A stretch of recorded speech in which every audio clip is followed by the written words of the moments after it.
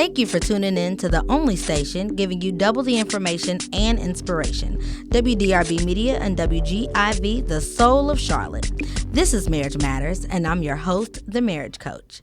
Make sure you tune in every Wednesday at 7:30 p.m. for tips and advice on all matters of marriage. Be sure to like us on Facebook by searching for Marriage Matters so that you can stay abreast of topics, ask questions, or comments during our interactive segment of Marriage Matters. Also, be sure to check out our website at www.ittakes2marriagecoaching.com for more information on our services. Our show sponsor today is It Takes Two Marriage Coaching. It Takes Two provides individual marriage coaching and group marriage coaching through marriage retreats. Today, we are going to start a brand new topic. Today, we're going to be talking about blended families. More importantly, can your marriage survive the blendedness of families?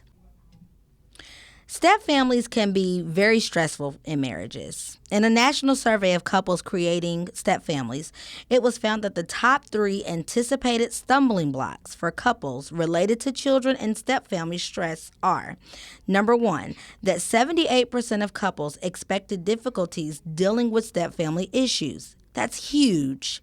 So we're talking about almost 80% of couples already anticipate having difficulties with step family issues.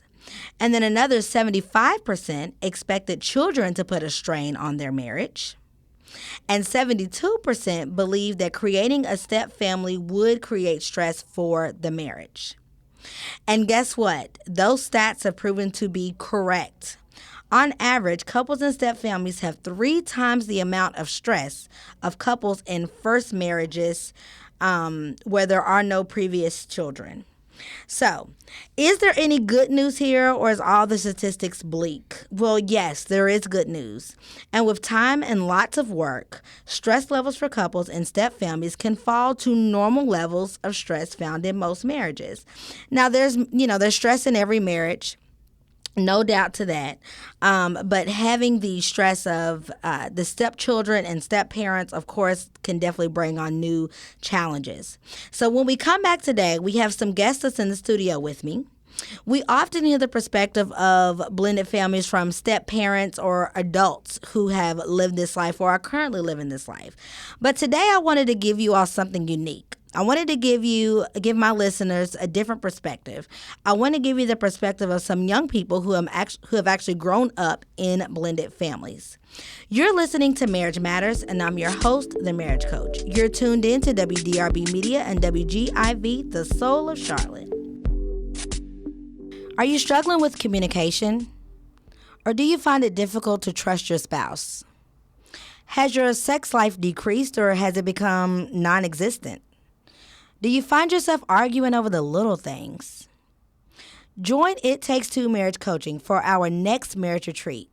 Meet us in the mountains of Gatlinburg, Tennessee, October the 2nd through the 4th, 2015, for fun and engaging activities that are sure to rekindle the love, reignite the flame, and help you remember why you fell in love with your spouse in the first place. For more details or to reserve your spot, call us at 704-449-6542 or visit us at www.ittakes2marriagecoaching.com and click on upcoming retreats.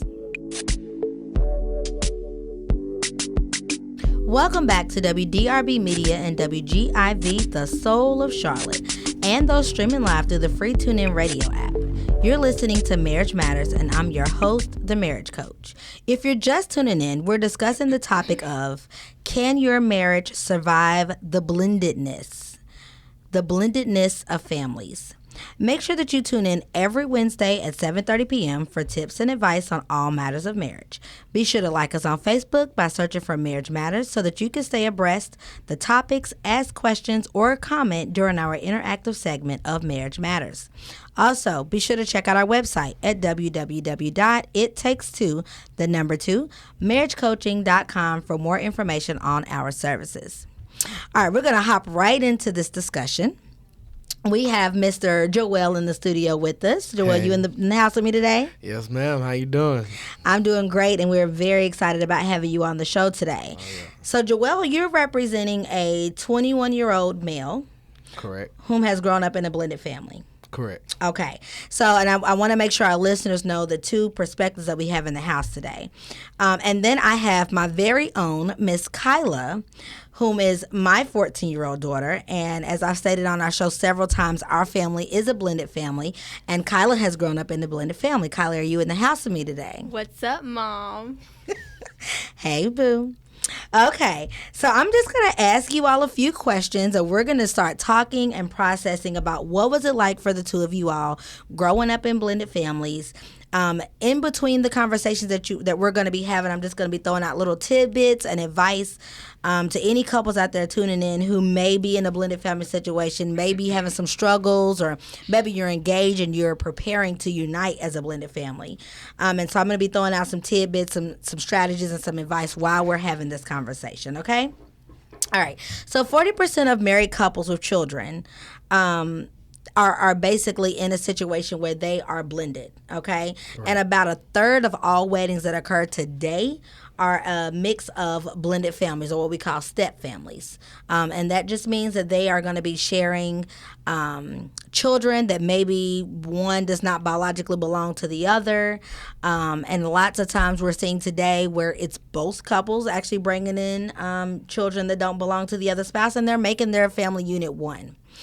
So, going from there, I want to ask you all, and remember that you guys can feel free to jump in and answer as you feel comfortable. I know my Miss 14-year-old over here is a little nervous, so I'm going to help her out a little bit during our segment today. But I want you to feel free to jump in where you feel most comfortable and just really give us some open, honest, candid discussions and conversations about what it was like in your household. Right. All right, so we're going to start with this question. Do you remember how your blendedness was established? That sounds weird, so let me clarify real quick.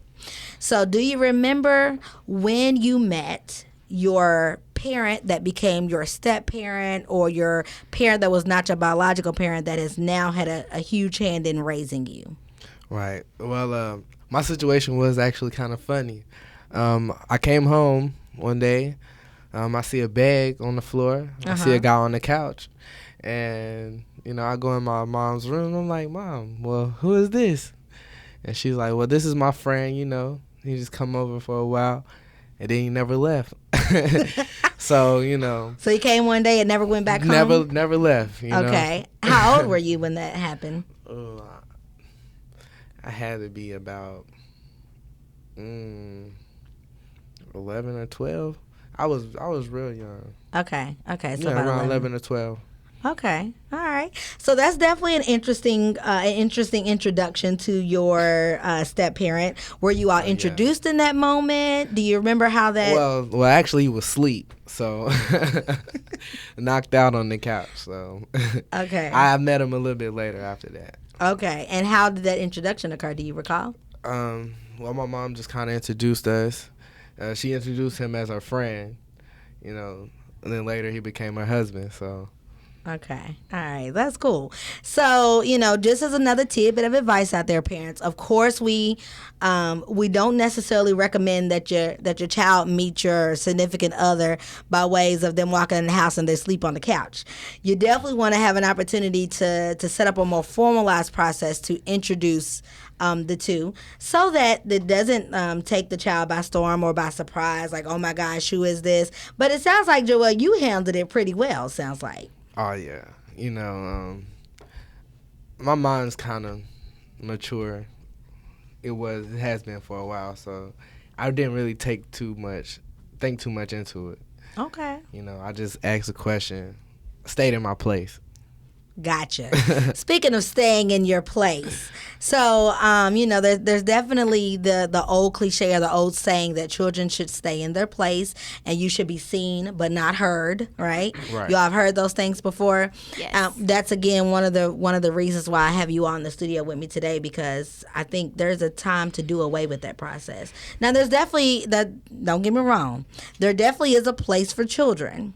and there's a place, for adults, and there's conversations and things that children don't need to be privy to that only pertains to adults. But I really, really think it's important that couples get to hear the perspective of what it's like for children to be introduced in these situations, because we don't often get that side. We don't often hear that. Right. So, and Kyla, you were pretty young when your blendedness occurred. Do you remember anything about it, and how old were you? Okay. I think I was about 3 or 4 when I met my dad. Mm-hmm. And I just remember meeting him at our house. He came and you introduced me and said, "This is Maurice. He's my friend." And then that was that. Okay. So I did all right? Yeah, you did. Okay. Okay. So, and I didn't get an opportunity to allow you all to describe your family for our listeners. Joel, can you tell us what your blended family looks like? So you don't have to necessarily give names. You could just give titles and the numbers of you all. Well, at the beginning, it was me and my mom, so I was a single child, only child. That was great. Then she met her husband, and he has 4 kids. I'm sorry. Okay. And so only one of them came to live with us because they were older. Okay. But that's kind of how we came together, and we've been a big family ever since. Yeah, that's cool. So it was your mom, your stepdad, and then you and his 4 children, but only one lived with you all. So there were Matt. 4 in the house. Yeah, it was just us 4. That's pretty cool. All right, so Kyla, what did your step family look like when it was established? Well, originally it was me and my mom, and then my dad came in the picture, and they dated for a while. And after they got married, my 2 little sisters came in the picture. Wasn't that a wonderful time in your life? Right. Right. Okay, so in our family, there are 5 of us. So Yes. it's me, my husband, you, Kyla, and then you've got 2 little sisters. Mm-hmm. Okay. So, and that, as you all know, as my listeners know, there's already, there is another level of challenges that comes about when you have children that you're bringing into the unit already, and then the now husband and wife have children that biologically belong to both of them. Sometimes that can bring about challenges, and being sure that you always are inclusive of all your children, that nobody feels like, oh, well, my parents must love her more than they love me because she, is biologically both of theirs and I'm only one of theirs. And so there's lots of conversations that have to be had around that. And definitely it's a perfect opportunity for parents to really make sure we are spending the quality time with all of our children equally, to let them know that they're all equally important. So I'm going to put you on the spot for a quick second, Kyla, in regards to that. So you were how old when your first little sister was born? I was 9 years old. You were 9. How did you feel initially when you found out real quick that we were having a baby? I was excited because I had always wanted a sibling, but then it started to wear off because I was kind of feeling secondary at the time. But then when she came along, she's cool. Okay, so it ended up working out for you? Yeah. All right. Okay, well, we're gonna take a short break, and after the break, we'll continue our discussion on can your marriage survive the blendedness. You're listening to Marriage Matters, and I'm your host, the Marriage Coach. You're tuned in to WDRB Media and WGIV, the Soul of Charlotte. Are you struggling with communication? Or do you find it difficult to trust your spouse? Has your sex life decreased, or has it become non-existent? Do you find yourself arguing over the little things? Join It Takes Two Marriage Coaching for our next marriage retreat. Meet us in the mountains of Gatlinburg, Tennessee, October the 2nd through the 4th, 2015, for fun and engaging activities that are sure to rekindle the love, reignite the flame, and help you remember why you fell in love with your spouse in the first place. For more details or to reserve your spot, call us at 704-449-6542 or visit us at www.ittakes2marriagecoaching.com and click on upcoming retreats. Welcome back to WDRB Media and WGIV, the soul of Charlotte, and those streaming live through the free TuneIn Radio app. You're listening to Marriage Matters, and I'm your host, The Marriage Coach. Make sure you tune in every Wednesday at 7:30 p.m. for tips and advice on all matters of marriage. Be sure to like us on Facebook by searching for Marriage Matters WGIV so that you can stay abreast of topics, ask questions, or comment during our interactive segment of Marriage Matters. Also, be sure to check out our website at www.ittakes2marriagecoaching.com for more information on our services. Now, if you're just tuning in, we have been in the studio today with Mr. Joel, who was a 21-year-old male whom is the product of a blended family, as well as my very own Miss Kyla, my daughter, who is a 14-year-old young lady, and she is also the product of a blended family. Now, I want to start to kind of get into a little bit of your emotions because we want to kind of hear, a lot of times adults kind of operate around kids and we do things, we make decisions, and we make moves that make us happy. And we do things that work for us as adults, but we don't often take the opportunity to actually ask, how do you feel when we made a certain move or a certain decision? Okay. So let me start with this question. Do you all remember the day that your parents told, or that your stepfathers and your moms told you that they were going to be getting married to each other? Yes, I do, actually. Okay. Tell me about that, Joel. Well, that was very interesting because I was ecstatic. I was super happy to hear that, that my mom was finally going to get married. I never really met too many of her boyfriends. That's a good thing. Yep. So to me, just to see her happy and to know that she was happy and was going to be happy forever, that made my day. Put a smile on my face. So I love that. That was a great moment for me. I love that. So let me ask you this, Joel, because you just kind of hit on something that I think is also important. You said that you never met too many of your mom's boyfriends prior to her husband. That's huge, and I think it's super important that as parents we remember that your dating game is not your children's dating game, right? And they should not be involved with everybody that you date. And they definitely shouldn't be meeting everybody that you date. And everybody that you date should not be coming to the house and interacting with your children. Right. Now, of course, I am a social worker, so I got to throw in this plug. But there are just so many situations where children are abused. And I hate to say you hate to throw in by step parents because that's all over the news. Whenever I think there's a story out right now where a little girl was found up north, like Boston or somewhere, like a 3-year-old body was found in a bag. Wow. And they finally, I was watching the news this morning, they finally figured out who the child was and traced her back to her parents. And they now have the stepdad in jail for murdering the child. The biological dad is speaking out, the mom is speaking out, and they're basically saying that the stepdad is who committed this crime. And so taking the blame off necessarily the step-parents or the stepfather and not looking at it from that angle, let's look at it from the angle of you don't know who anybody is that you bring into your life. So if you're dating and you've got children, your children need to stay out of your dating life until you are totally confident that this is somebody that you're going to make your lifelong partner, in my opinion. If you already know from off the jump, they're like, this is just going to be a jump off for a little while. This is just going to be convenient for maybe 6 months to a year. There's no reason for that person to meet your child. You date that child outside of the home. You date them on your own time, but it should not involve your children.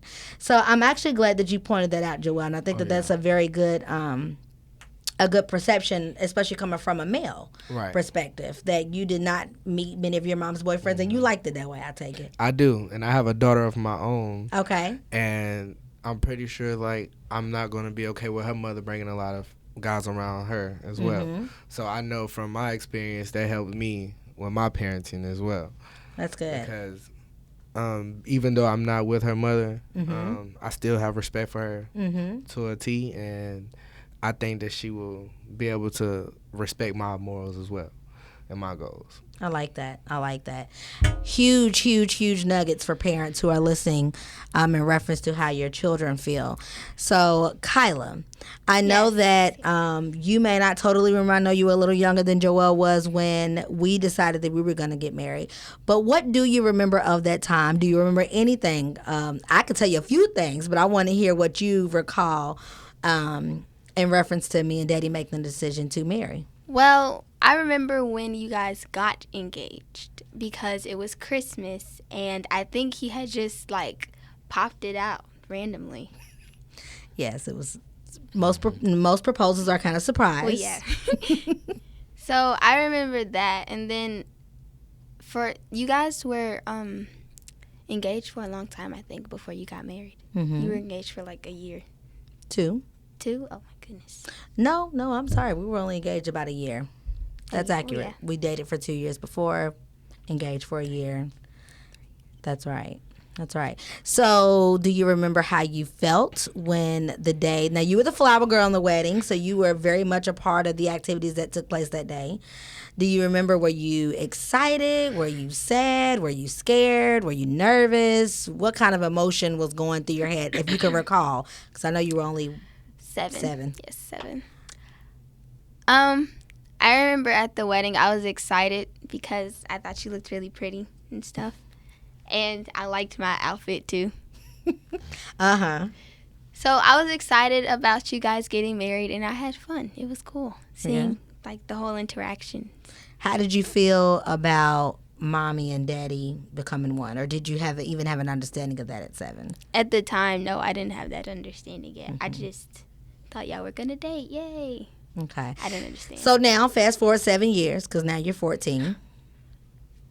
What are your emotions around the fact that Mommy and Daddy chose to marry? I think I still feel the same. I'm happy that you guys got married and you guys are good for each other. You're like little best friends. We're like little best friends? Yeah. Okay. All right. That's fair. So I can tell you this, though, Kyla. I do recall the day we got married. You had a moment. We were done. The wedding was over. We were taking pictures, and you got really emotional, and you cried, and we had to go comfort you. And when I asked you why you were crying, I remember, in a nutshell, you basically said that you kind of felt left out of the wedding process. Yes. And so hindsight is 20/20. Of course, looking back on things, you see them much differently and much more clearly when you look back on things and they've already occurred than when you're in the moment of it. So just as another tidbit to our listeners that are tuning in every way you can, include your children in the marriage process. So if I could go back into time 7 years ago, Kyla, I probably would have tried to done a better job of including you in the wedding and allowing you to help us determine the colors and allowing you to help us pick out flowers and different little things that you could have participated in 7, because we understand that it's significant for kids to feel like they are a part of the process. If they're going to be accepting into this new family that's being created, they really got to feel like they're a part of what's going on. And so now looking back at that moment, I realized that there were definitely things that we could have done to more include you in that process. So time is just flying by on us. So we're running out of time here. What we're going to do, we're going to have the two of you all back in next week. And I want us to continue having conversations about being a blended family. One of the topics I definitely want us to make sure we hit next week is how you are making it work today. How does it work out with your biological parents? In reference to, how do you keep that relationship and still maintain the relationship with your current family unit. I'm really, really grateful that you all came in the studio with me today. No problem. Thanks for having me. No problem, Mom. It's a great morning. Good stuff. I hope that our listeners out there, I hope you all got a good opportunity to hear the perspective of what these young people had to say about their families uniting, how they met, and maybe some tidbits on how you can introduce your children to your new love interest, potential spouse, and how do we make it all work to where our kids feel like they're a part of the process and they feel like they are a part of the family unit. And it's not just mom and dad got married, but it's mom, dad, and the children all got married. Really is what it looks like. When it's a blended family, we all marry. Right. You know, you were a part of that marriage, Joelle, to your stepdad. Kyla, you were a part of that marriage to Maurice. Yes. And so it is it's a uniting of everybody. So I think we shared some good advice today. Definitely tune back in with us next week so that we can continue this conversation with Joelle and Kyla. Thank you for tuning in tonight, and continue to tune in every Wednesday at 7:30 p.m. Please remember to connect with me by going to Facebook and searching for Marriage Matters WGIV. Like our page to stay abreast topics, and comment and ask us questions. Did you enjoy today's show? If you did, tell someone about it. Show us some love on Facebook or via email at marriagematterswgiv@gmail.com. Also, if you're interested in being a guest on a show or want to advertise at a great low rate, please call me at 704-449-6542. I am your host, Patrice Bush, the marriage coach, and you've been listening to Marriage Matters on WDRB Media and WGIV, the soul of Charlotte. Are you struggling with communication? Or do you find it difficult to trust your spouse? Has your sex life decreased, or has it become non-existent? Do you find yourself arguing over the little things? Join It Takes Two Marriage Coaching for our next marriage retreat. Meet us in the mountains of Gatlinburg, Tennessee, October the 2nd through the 4th, 2015, for fun and engaging activities that are sure to rekindle the love, reignite the flame, and help you remember why you fell in love with your spouse in the first place. For more details or to reserve your spot, call us at 704-449-6542 or visit us at www.ittakes2, marriagecoaching.com, and click on upcoming retreats.